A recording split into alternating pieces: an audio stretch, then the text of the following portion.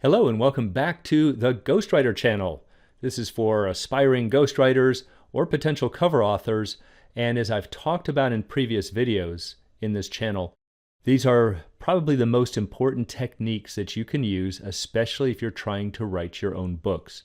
And one of the strongest, the one thing that you absolutely must do, is to use rhythms.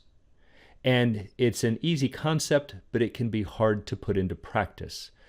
But if you're going about this on your own, trying to write your own book, it's a very helpful video that will make your writing stronger.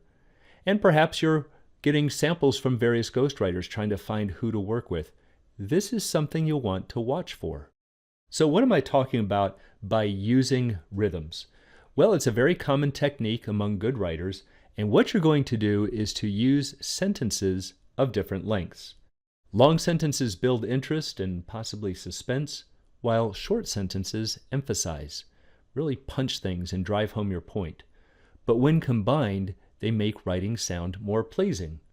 So this is again one of those little hidden techniques that if you've ever read a really good work somewhere, whether it's an article or a book, and you're just going, gosh, this is just so good and I don't really know why, I can't quite put my finger on it. It's more than just the words and the message. This is probably why. The writer is probably making very good use of rhythms. So here's the problem for new writers, people who try to write their own books and they go, well, I know the topic and I can write, let me just put it together. What happens is that they inadvertently start using sentences of the same length. So here's an example. Most people write short sentences. They use one subject and one verb. They end up being similar lengths. Then a rhythm starts to form. It becomes so annoying. Readers can't focus on the words. They're trying to stop the beat. Your readers miss the message. Do you see what's happening, or better yet, hear what's happening? By using sentences of similar lengths, a rhythm starts to form, and it's a bad one. You just can't shake it. It just drones on, and you can't get it out of your head. And it's usually not intentional, but what happens is if you're not a professional writer, when people learn to write, it's see, spot, run, things like this. It's one subject, one verb, and that's just how they always write. And so the sentences just end up being similar lengths. So this, again, it's a technique that you've got to learn to get out of this habit. And this is what we do in the revising stage. So watch what happens when we use varied sentences. Now change it up. Use sentences of different lengths and your writing begins to sing. Use short sentences. Throw in some sentences of medium length. And if you're trying to build a powerful point, consider making them longer, stronger, more powerful, even punchy, and they command attention. Different sentence lengths matter because they're pleasing to the ear. They work. So can you hear the difference there?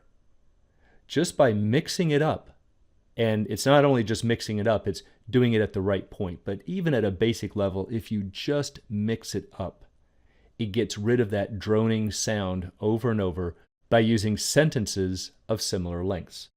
Remember, I talked about in another video about writing fast, and that's important. Get your thoughts down on paper, and it's in the revising process that you're going to vary up your sentence lengths. So here was the first passage that we saw, the one that just droned on. So in the revising stage, I might do this. I might say this first sentence, they're writing short sentences. That's kind of our subject. But here's why they end up being short. They use one subject and one verb, and they end up being similar lengths. Well, maybe let's combine those.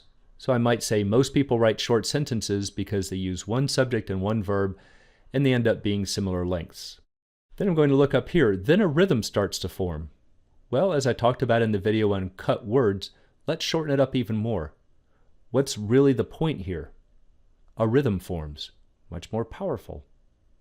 Then I might look at this. It becomes so annoying, readers can't focus on the words. Well, this is really explaining why it's becoming annoying, so it kind of belongs with the same sentence. So I might do this.